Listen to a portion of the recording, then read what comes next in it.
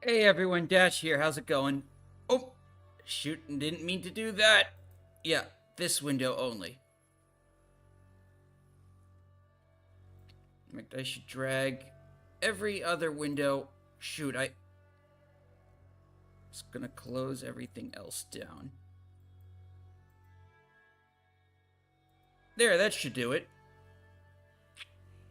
All right, 14 minutes left. Come me with comments. Let's see.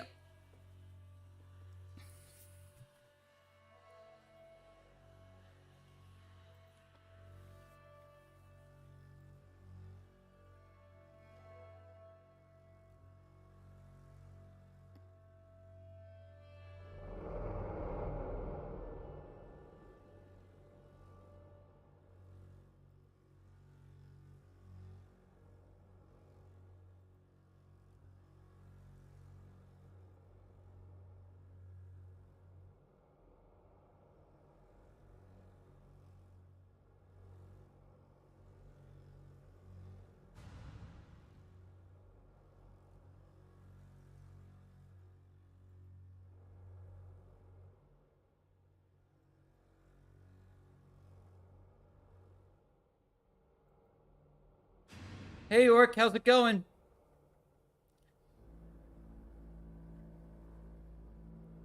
I'm just gonna move my avatar. Bitrate, camera overlay. Yep, I'll put it in my Alan Wake position. So that way we can see. Yeah, so this is a surprise drop. This is a surprise drop. This is was made by the people who made Witcher 3.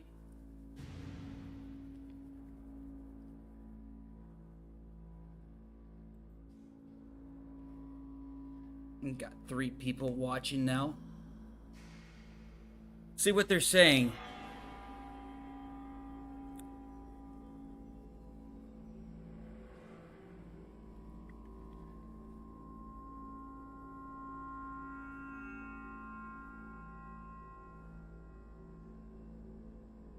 Where's my Asmongold? I need his reaction. Lol. He's here. He is here.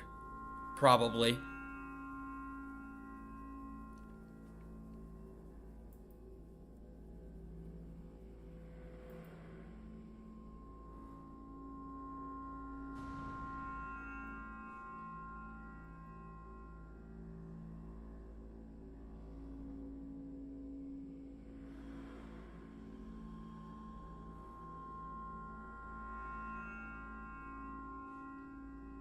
All right, come on, come on. Let's keep reading the comments.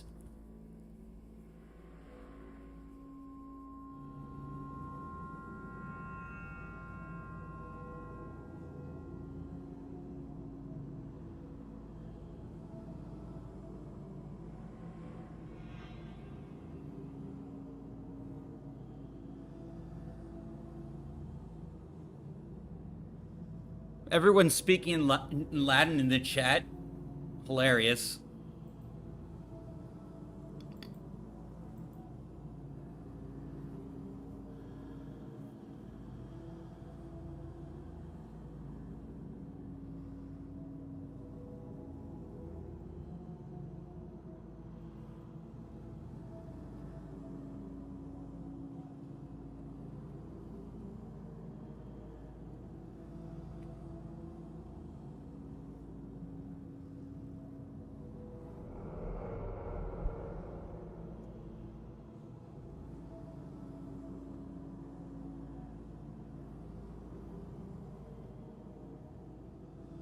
Here we go. We got a nice poll.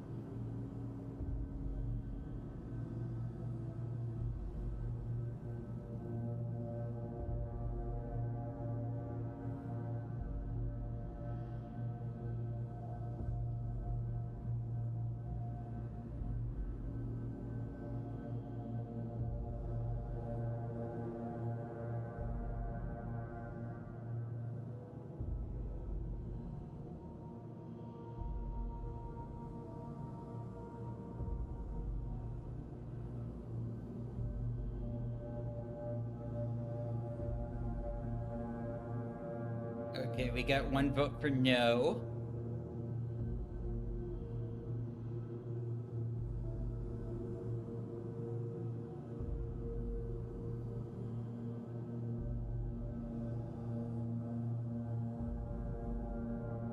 Lol.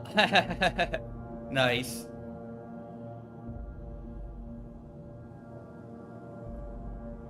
No, it's just because that's what everyone else has been saying. That's the thing. Like, you know, everyone used to love CD Projekt Red. And now everyone's so convinced they're gonna F up The Witcher. But I'm also super excited for this game anyway, so it's fine. Even if they do screw it up. Still have the first Witcher 3 to beat anyway.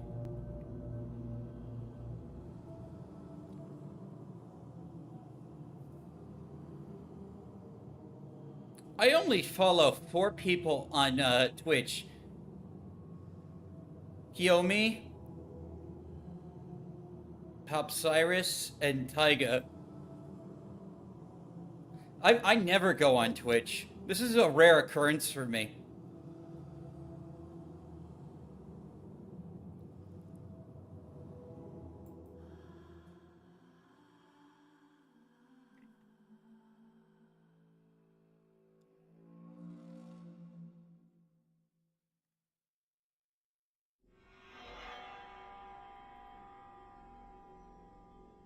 Such ominous music. Oh, absolutely. Yeah, absolutely. Abso-freaking-lutely. It's with cyberpunk, it fits the genre. You know, some people like, you know, comment on things and they don't know what they're talking about.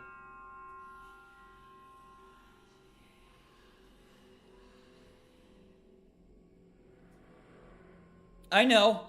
I know. This is from the former, like, these are all ex-CD Projekt Red people in this,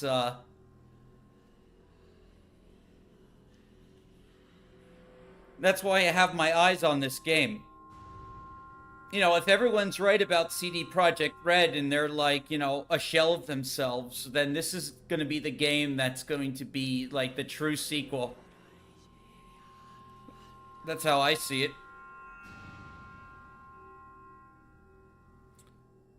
Oh my god, people are saying, will the game have DEI? You always see these types of... Main character is a gay lesbian who prefers vampires. Oh, people are freaking trolling right now.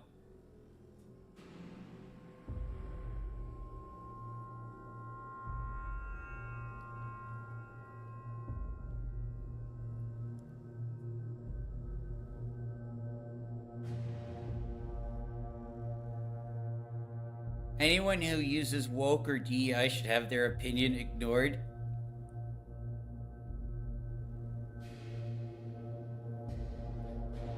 Oh man, Twitch is toxic.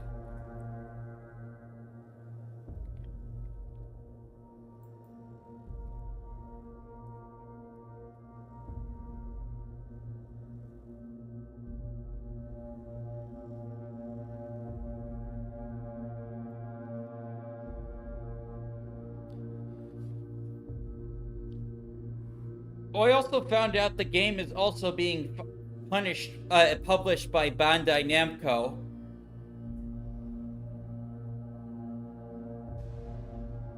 I think it is coming out in 2025.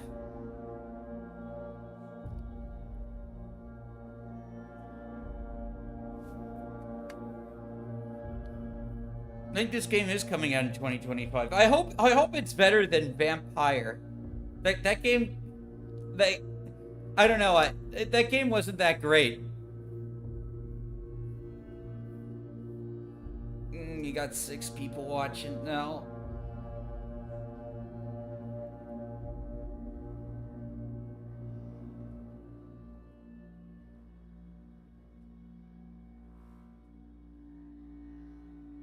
Bandai, I didn't even know Bandai had a European division.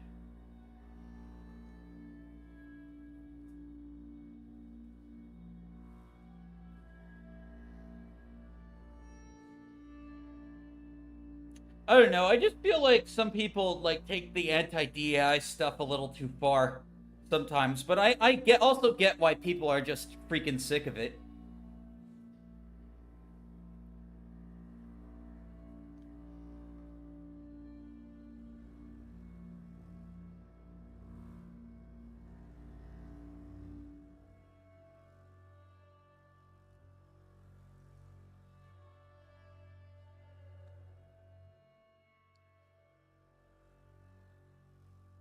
Oh, I hope it's super gothic.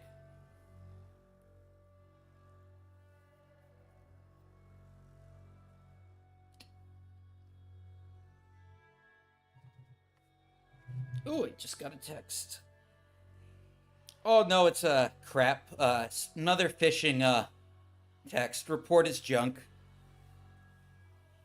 Don't you hate when you get those?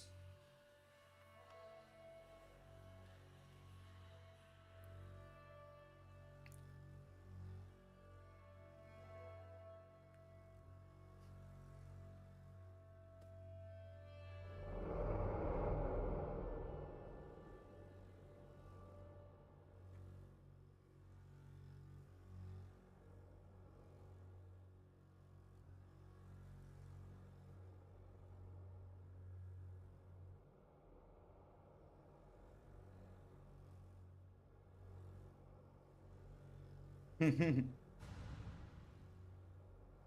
2 minutes, 3 minutes. Everyone's fighting. Everyone's fighting in the comments. Oh my god.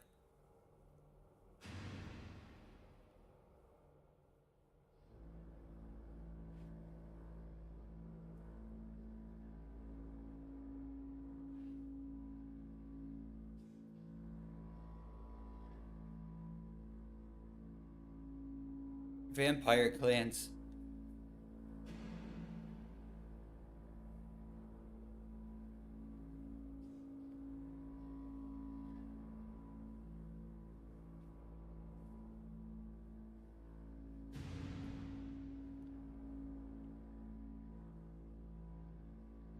Oh, 2 minutes. Yep, 2 minutes now.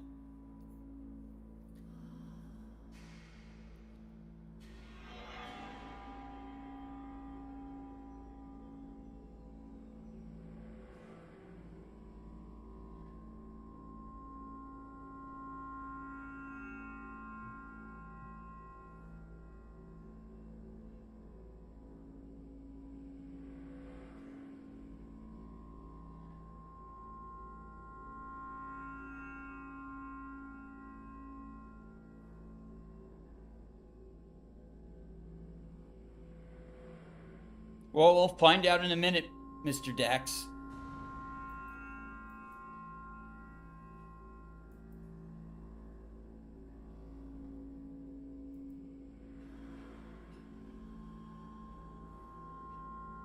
No, no, it's a Galaxy. It is confirmed a vampire game. And yeah, I immediately thought of Blade as well.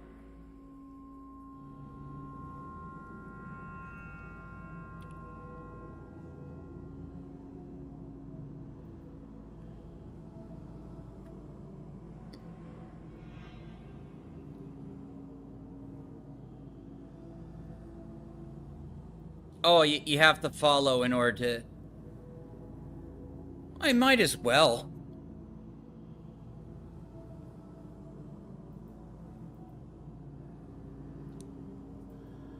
Yeah, I'm gonna spam the torch.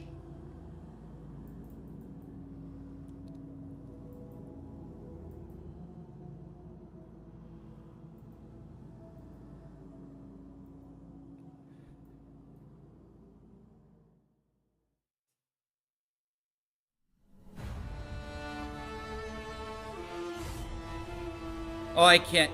These rules are too convoluted. Oh, but here we go anyway. Hi everyone and welcome to the first ever The Blood of Dawnwalker livestream, our game reveal event. My name is Dominika, I'm the community and social media lead Ooh, here at Rebel. she's cute. And I am joined today by my friend Matt, a content creator, streamer, and a long-time RPG fan, also known as Lionheart. Thank you so much, Dominica. It is an absolute pleasure to be here live in the Rebel Wolf studio. The game's actually being made here, right? Yes, we have 120 super talented people working on the game, and many of them are actually watching us right now live from our company watch party. So huge shout out to you guys. Hey, you can't blame them for being excited. I mean, this is a massive, massive night for the Rebel Wolves team. And for it to come under a full wolf moon, I mean, it's the perfect time for this reveal. Yes, Oh, and nice. I'm so excited to see all of you guys and gals joining us. Does that on mean it's going to Twitch. have werewolves? We know time zones are tricky, so a special thank you to those of you who had to get up early or those staying up late just to be here. We really appreciate that. Yes, and a very warm welcome as well to all of the streamers who've decided to co-stream this event live to their own communities. I can't wait to see that's all me. of your reactions later on. Definitely. Now, many of you have been asking us about what's been going on behind our doors, and we have great news. The wait is finally over, and we are ready to unveil what we have been cooking up for the past 2 years. Yes, that's right. There are so many exciting announcements to come through the rest of this event, so I really hope you're comfortable. Now, Dominica, I think we should probably start at the very beginning. What is the Blood of Dawnwalker? The Blood of Dawnwalker is the first chapter of a brand new role-playing saga. It's a dark fantasy, narrative-driven, epic adventure set in medieval Europe with a supernatural twist. Our aim for this game is to create a truly unique experience for you guys, a game that we have been dreaming about. That sounds like my kind of game, I'm going to be honest. There are so many things to come tonight, and I know everyone here is really excited to share this all for the very first time. But for everyone at home, you're probably wondering, well, what does that mean for us? Well, you're going to hear more about the world, more about the lore, and for the very first time, you're going to see the full CGI trailer for the game as well. But it's not just any trailer, right? It's not just some random trailer. It is actually the game's opening, setting up the stage for the whole game. It shows this one moment in history when the world changes forever. Wow. Ooh, it's old history. I can't wait to see how well the community does, poring over every second of this trailer. In the reveal campaign so far, they've been incredible. Oh, yes. Tell me about it. Discord, you guys are mind-blowing. The Discord have been incredible, but soon we're going to throw it over to a bunch of the devs, and you're going to dive further into the world of Dawnwalker. You're going to learn more about the characters, the lore, and the art. Ooh, they're going to show a lot. And a few songs as well that should really help set the mood for the game itself. I've been listening to them non-stop. He's getting me excited, man. Hi, guys. Lastly, make sure you stick around all the way through, because we also have a very brief but very real gameplay teaser as well.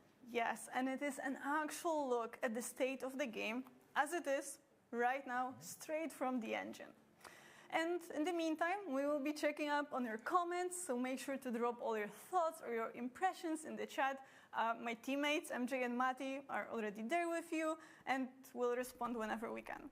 And this is it for now. Yes, that's it for now. Let's get into the mood with some music, and let's hear from our game director, Konrad Tomaszkiewicz, and our narrative director, Jakub Szamałek, who will tell you about how it all began. That's right, friends. The time has finally come. Sit back, relax, and get ready to experience the world created by Rebel Wolves.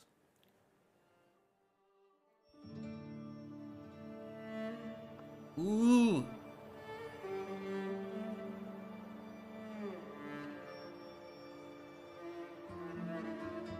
Oh my god, that castle screams Dracula.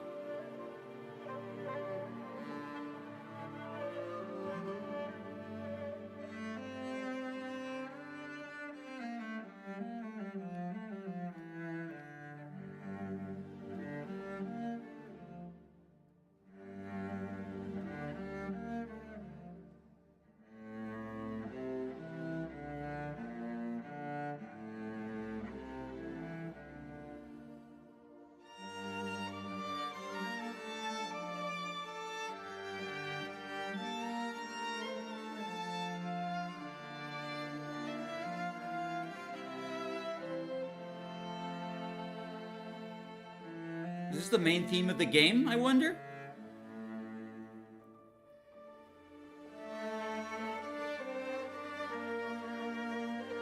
The Ballad of Night and Day.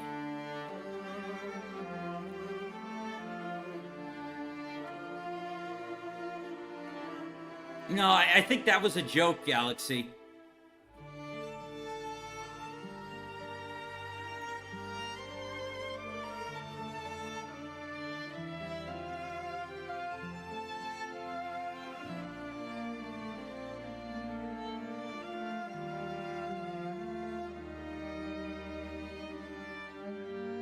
Yeah, people have been complaining that every game is made with Unreal Engine 5 instead of just...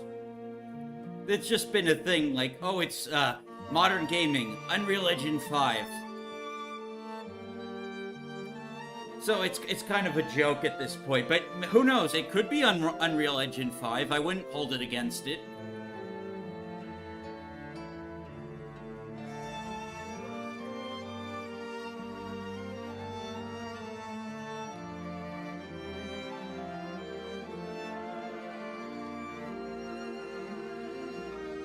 Let's see how those comments are doing.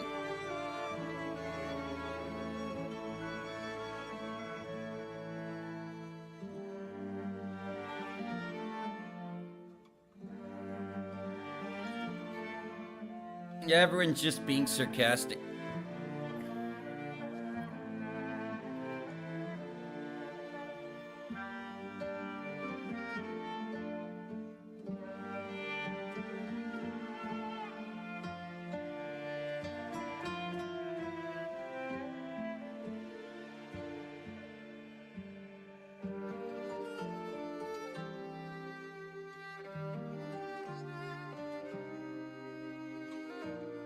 Ah.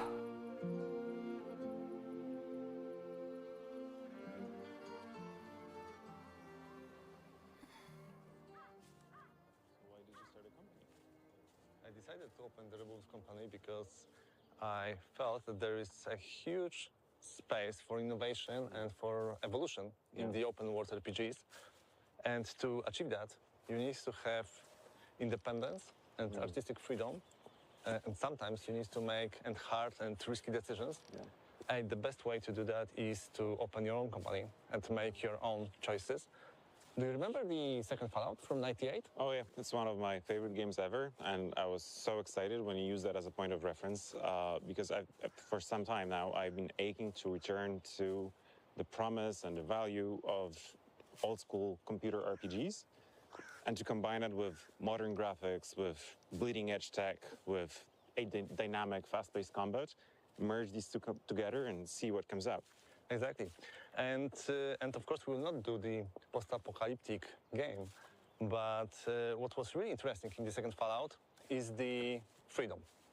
You could do there whatever you want. You exit the vault, you have the clear goal in front of you. Yeah.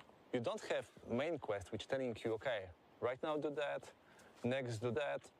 You just shape your own main story, and you build your own experience. And this is like the total freedom in the games. Yeah, and as a writer, this is something that excites me about the games the most. The choices, the freedom, non-linearities, and I think this is something that's truly unique to video games. Like, you can't emulate that in any other medium. So I'm so glad that we're making a game that sets out to explore that space and see what new is to be done there. So that's great. Also, if you will add to that the sense of urgency, the time, which actually is not really explored in the video games, and day and night loop, it would be really interesting because it will make the game different. Yeah, no, I get that, because the sense of urgency is so important in the context of open world RPGs where players can become distracted and kind of get away from the main story. So finding a way to make sure that they remain invested, that they remain at the edge of their seats is so important, and I think it's something that's lacking from the games in that niche. And if you will add to that the hero, who have the different loop at the day and different loop at the night, it makes the game really unique.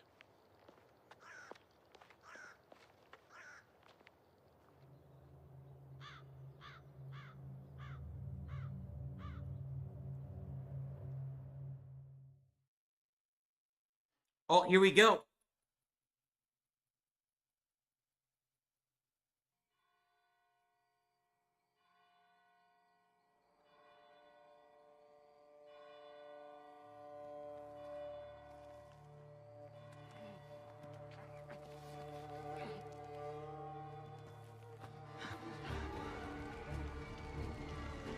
Must be here somewhere.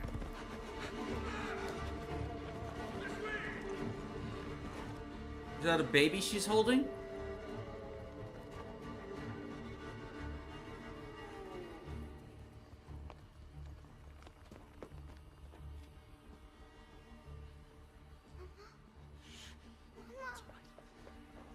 It's all right. Lunka! Don't hurt her! You gave us quite the chase, young. Please, sir. She's just a child. Oh, it is a dude. Roderick, remind me, did I make an exception for children? No, sire. No. That would have been foolish, would it not? They spread the plague just as well as adults. And there's only one way to stamp out this sickness. No!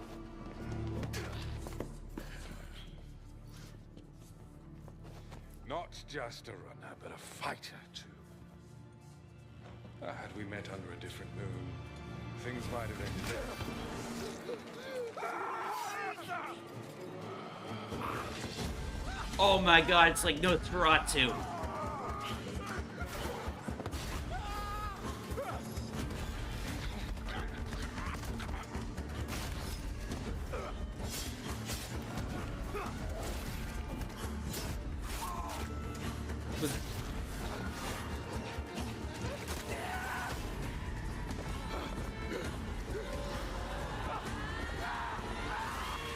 Oh man, these are powerful foes. These vampires.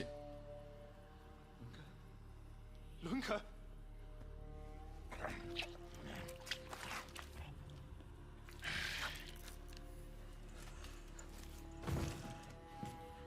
My sister. She needs help. Fast. Please, let us pass through. I beg of you. Please. Please.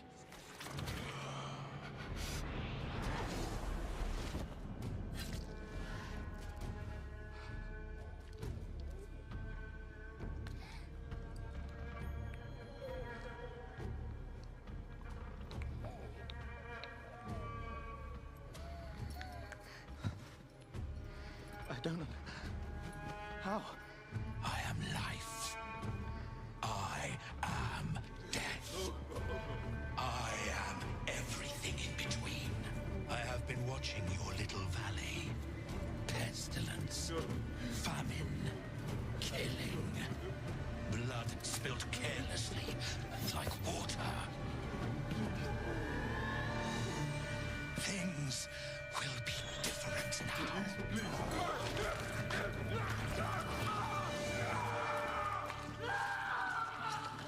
For all of you.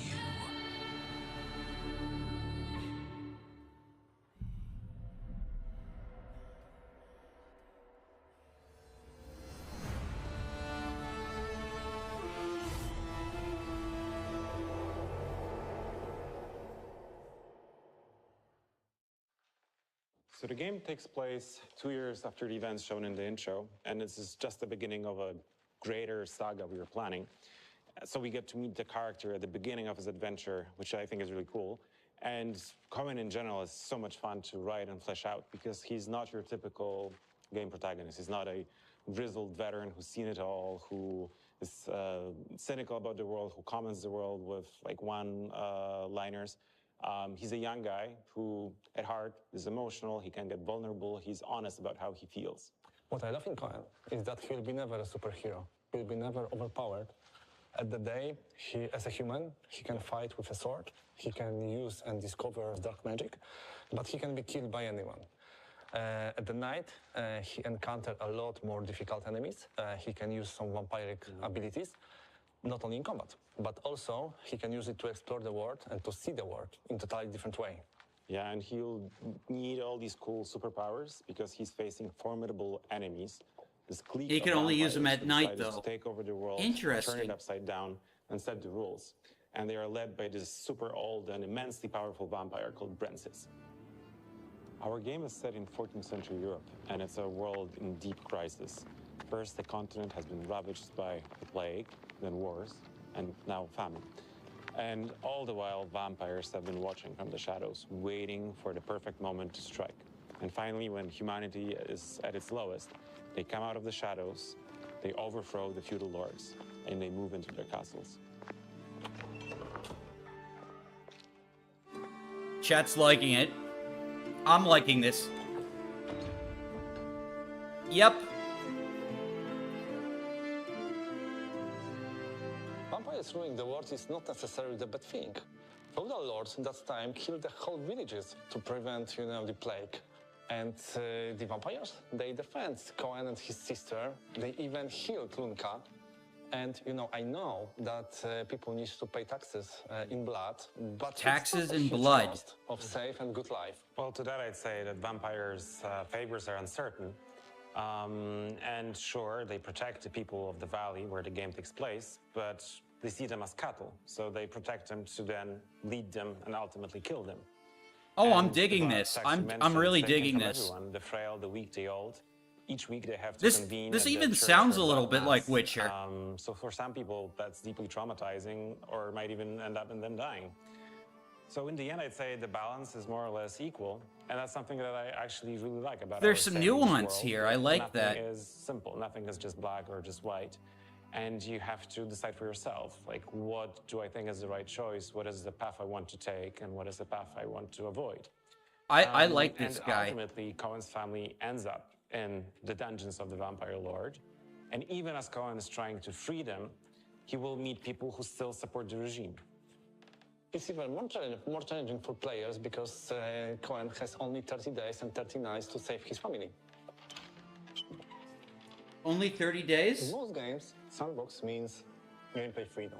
In our, it means narrative freedom. We don't think about the quest like the main quest or the side quest. We just have quests.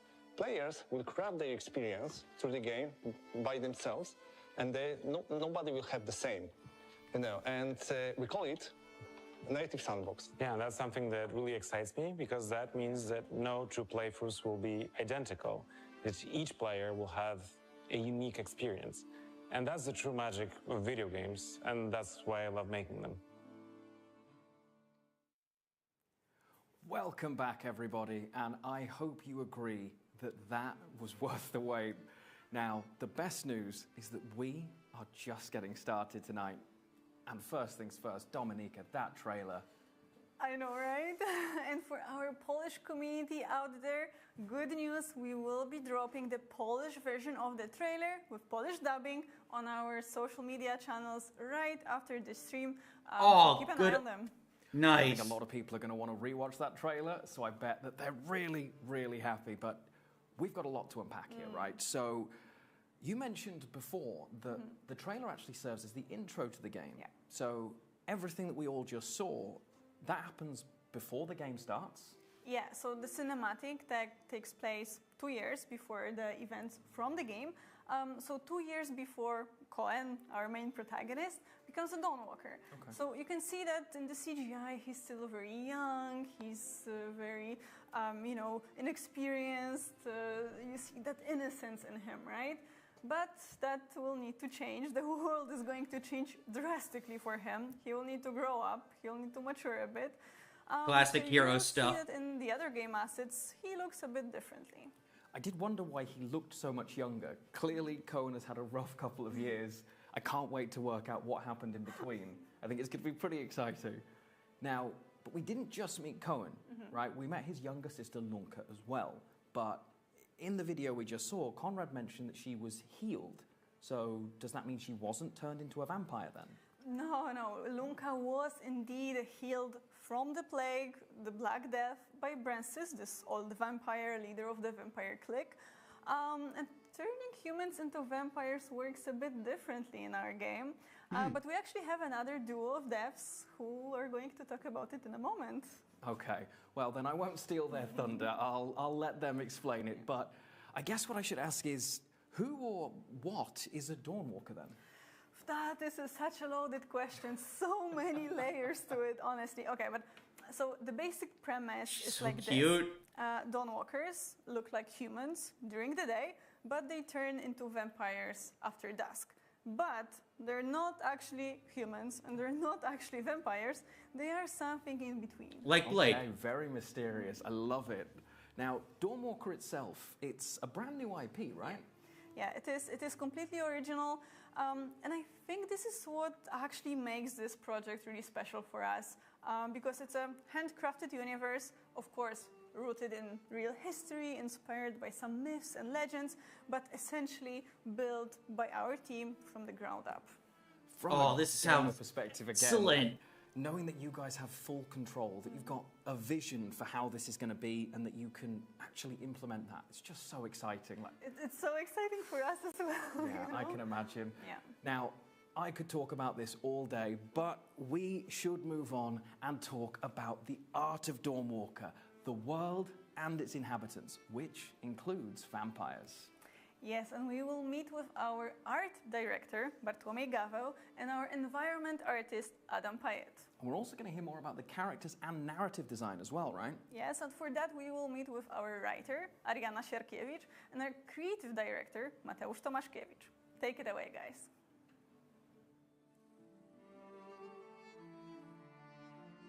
Man, look at this place. That would be perfect for the writing team. Not just for them.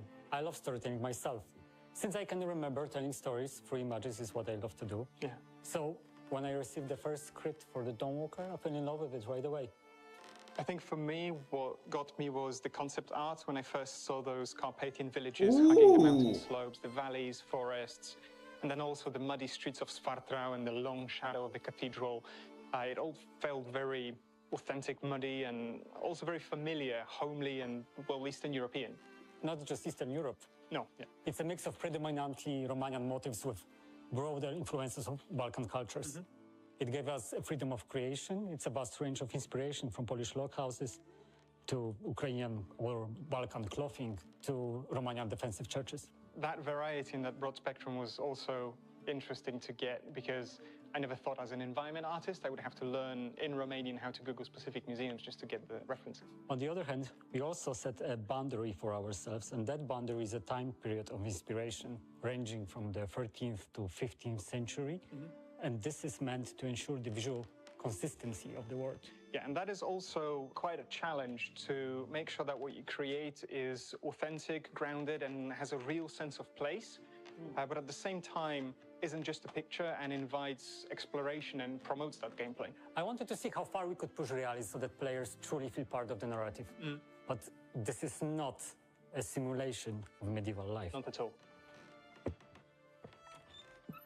What does that mean? Realism can be boring, and we wanted to create something exciting. And that's True. where the magic comes in. Yes, the magic. Our magic isn't filled with fireballs or flashy lights. Yeah, it's probably even more interesting to get right than the realism part of it, because when a quest brief comes through and the magic is manifest by, I don't know, birds flying in the sky in a strange formation or the northern lights not being in the north, it really makes you rethink the whole location and how it should come together to marry those two aspects. Our magic is also serious, and it's closer to paranormal phenomena than to traditional spellcasting. It's like the X-Files set in the Middle Ages, all deeply rooted in the history of the Dawnwalker world. Yeah, and I think it's the weather and the lighting system that do majority of the heavy lifting to take a location and really push it one notch above realism to give it a slightly off feeling. I think my favorite location for that is the cathedral. During the daytime, it's that monument to Gothic architecture with people bustling Oh around. yeah, you always need And then as a soon big as the grand sun church in starts these setting games. and the streets clear, the fog starts setting in, and it becomes a completely transformed, different area, very spooky, almost liminal, cemetery-like space. And that was also a very early and conscious choice on our part. We wanted the world to be a different place after the sun sets.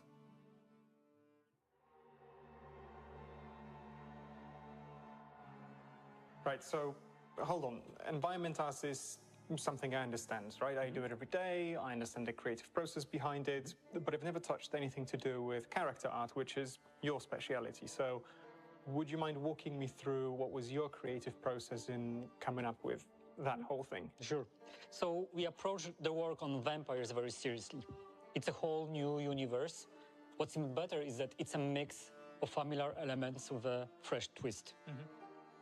We all know that vampires are well defined in pop culture and have been around for a long time. So we wanted to create something fresh. So what primarily sets them apart is their teeth. Our vampire teeth keep growing throughout their lives. The older the vampire, the more teeth they have.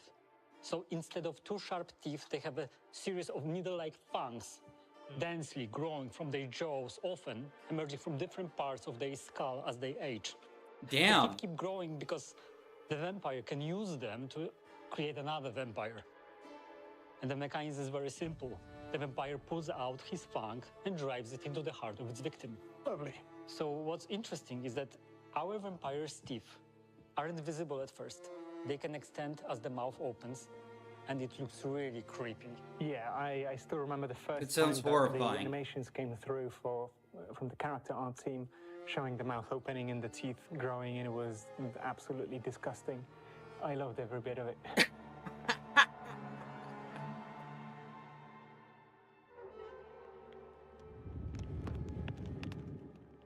So Cohen's Argyria, the silver poisoning he got when he was working in the mines, is both a blessing and a curse.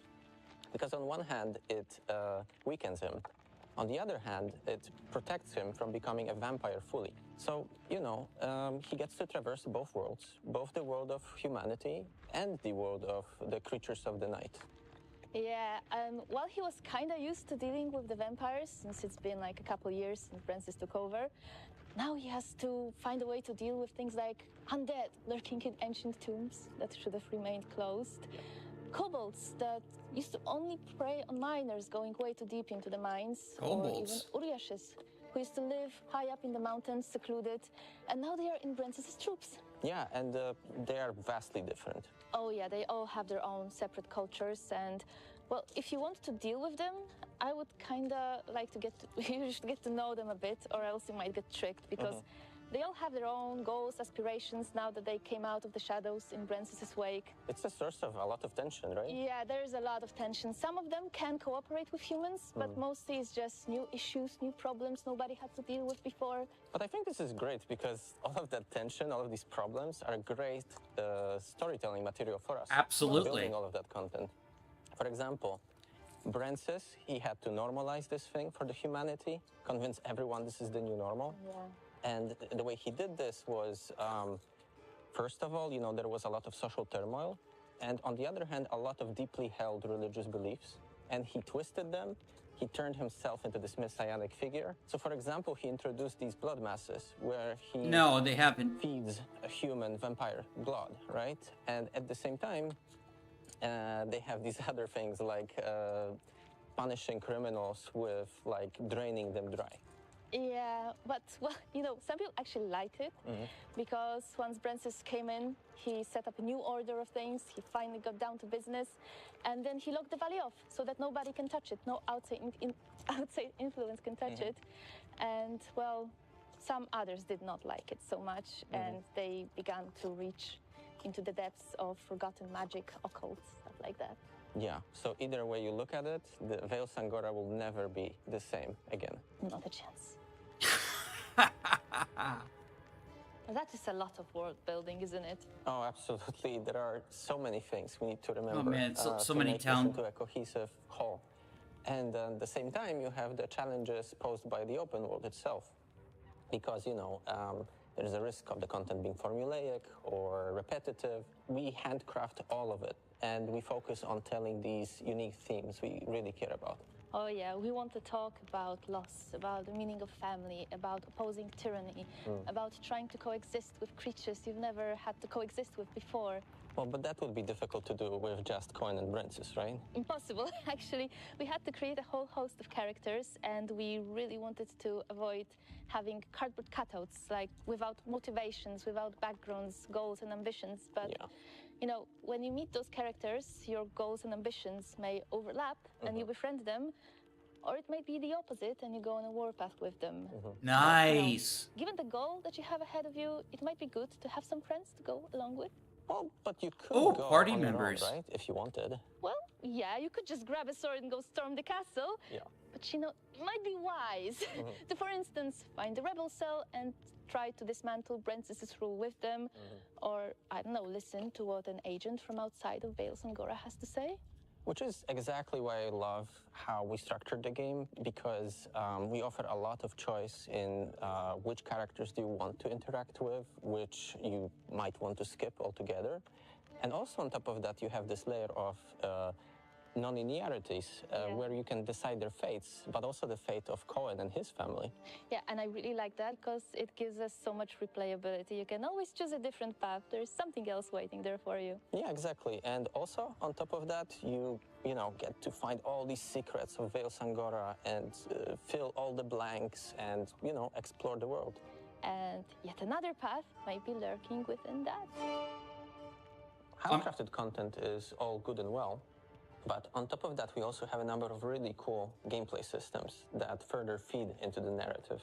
Yeah, and speaking of feeding, my favorite one is the blood hunger. It lets me play a real vampire. I don't just have to drink blood to use my cool abilities in combat, but if I talk to someone without feeding first, I might just lose control and I might eat them.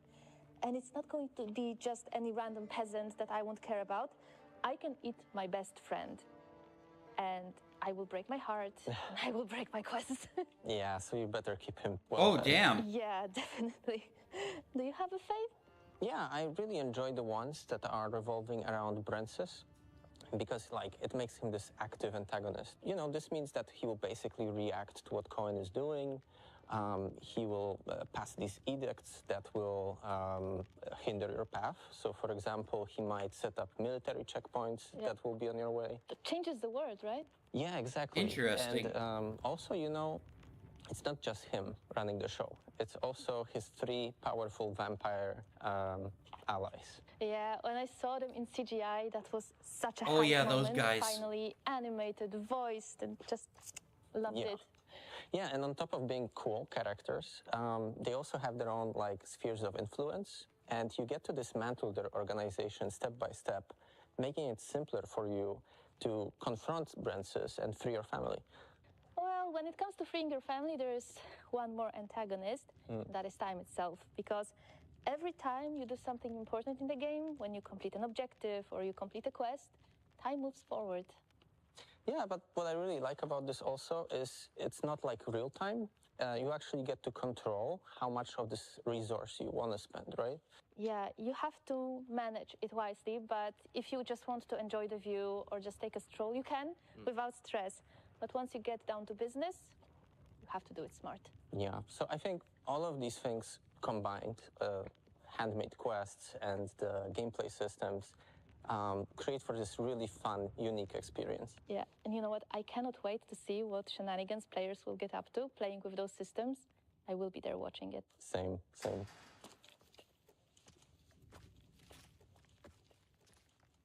What's As you can imagine, last 2 years were really intense for us.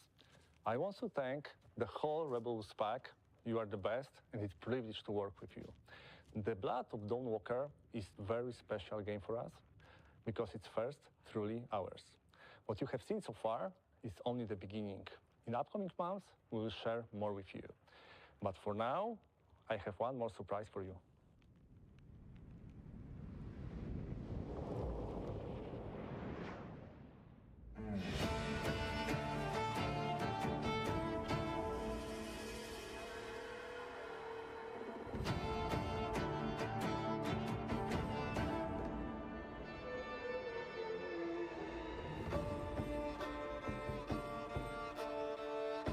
Desperate Measures. I bet this is combat theme.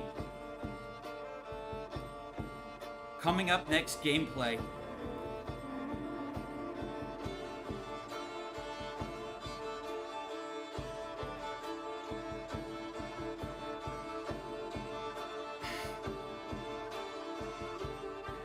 True. I mean, like, you know, you saw that with the Netflix show. A lot of women watching that Netflix show because of Geralt and Henry Cavill.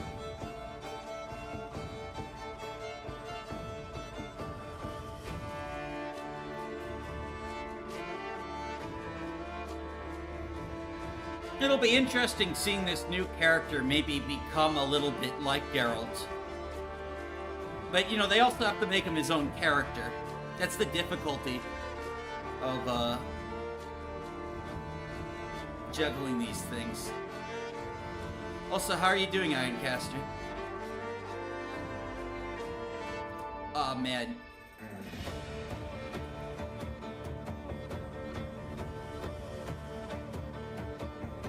Oh, I bet. I'll probably do a Witcher playthrough on Kick at some point so I don't get in trouble with YouTube. Yeah, I definitely need to build my Kick channel at some point.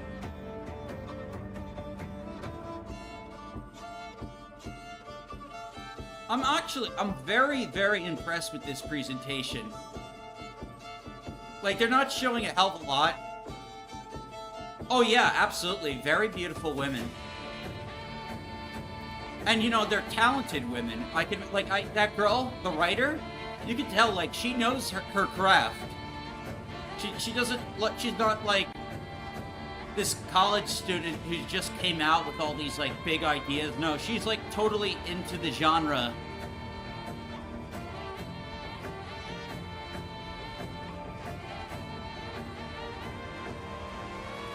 Good singing, too.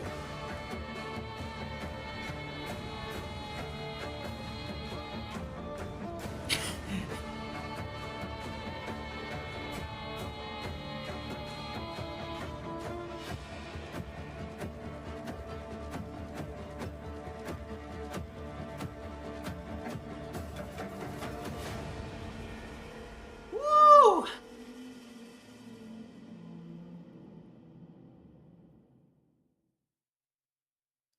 Oh, here we go.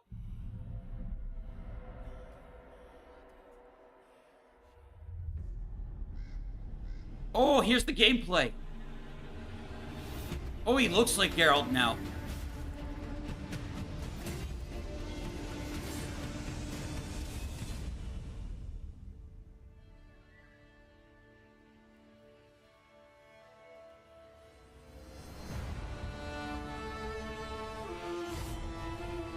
Oh, is that it? Oh my god. What a tease. Oh, oh my god. And we are back. And wow, do we have a lot to talk about. But first things first, some of those concept arts, I need them as wallpapers, like yesterday if you can. That's okay, I got you covered, no worries. Well, one of the big things that really, really matters in this game is that time matters. You're only going to have 30 days to make all of your decisions. Well, it is actually 30 days and 30 nights. So as Cohen, your objective is to save your family. But how you do it, when you do it, and if you actually do it at all, it all depends on you and your decisions. Wow. Now, the astute amongst you watching at home will probably just have clicked that that is why there was a 30-day and 30-night countdown prior to the stream going live today. Just those little bits of detail, all of the tie-ins, the full wolf moon, I love it. It makes me so excited to see what's coming. But the fact that decisions are going to matter in the game, like, I can't do everything, right? It's just not going to be possible. And not just that, it's the start of a whole saga. It's not just this game. It is an adventure through the ages where you Not walk the line necessarily. between our world and its secret dark underbelly. And of course, while you'll get a complete satisfying story in this first installment, there will be so much more to unfold in the future titles. It just sounds incredible. Honestly, it's a game I can't wait to play myself, and having got to see that sneak yeah. peek, even now, it looks so beautiful. It's in Unreal Engine 5, right? Yes, it is in the Unreal Engine 5 technology. You know, we filled it to the brim with cinematic dialogues and cutscenes. And since we are talking about the tech stuff, I do want to mention one more thing, which is the third-person perspective. You could already see, and yes, the game will be in the third-person perspective. To give you that classic action RPG feel, where you are really dropped into the middle of action. That's No, I was hoping it'd be how an third RPG person. should be. And one of the things that I learned here about the game, speaking of classic RPGs, the Blood of Dawnwalker will have no microtransactions. It will have no live service elements. There are going to be no NFTs or any of that stuff. It's just going to be a pure single-player experience, the kind of game that an RPG should be. That's right. Yeah. Wow. Now, we did promise earlier that we'd keep our eyes on the questions coming in, so I will ask the big one. Dominika, do we have a release date? Oh, I knew that would happen at some point. Okay. Well, about the release date, we are not quite ready to announce it just yet, but don't worry, once we are confident about this, we will let you know. And we will definitely let all of you guys know as well. But in the meantime, join our official social media channels. We will be posting a lot in the upcoming months and giving you even more insight into the universe of Dawnwalker. Yes, and if you just can't wait for more Dawnwalker content, check out the upcoming issue of PC Gamer as well. It's just a few weeks away and you're going to hear more about the world and the lore of Dawnwalker in there, so make sure that you don't miss it. But with that, we have reached the end of everything we are here to share with you tonight. It has been an absolute privilege to be a part of this. Oh, thank you so much, Lionheart. Thank you so much to all of you watching us today. We're so happy that we could finally share all these cool things we have been working on with you. And we will meet again this summer to talk more about the Blood of Dawnwalker, this time focusing on the gameplay features and unveiling how it actually plays. Oh, you Until then, teased. Thank you Oh, so man. much for joining us tonight, everyone. Stay safe. I and want we more, will see you man. soon. Bye. The game sounds amazing. I want more. Let's see what they think. Marketing 1010E.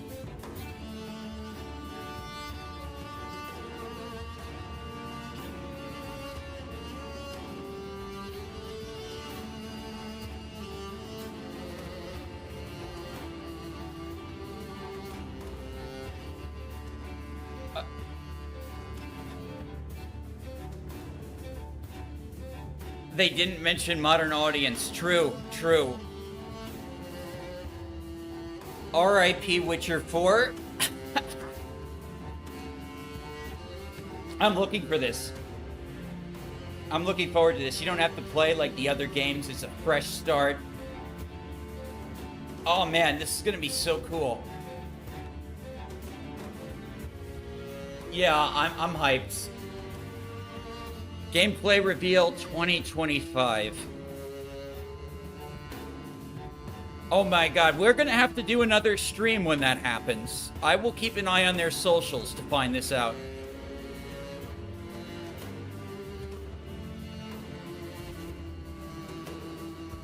Oh man. Oh, I hope it has werewolves. It better have werewolves.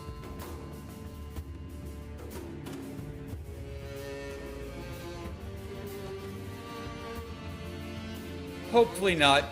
Hopefully it's an early 2026 release, maybe.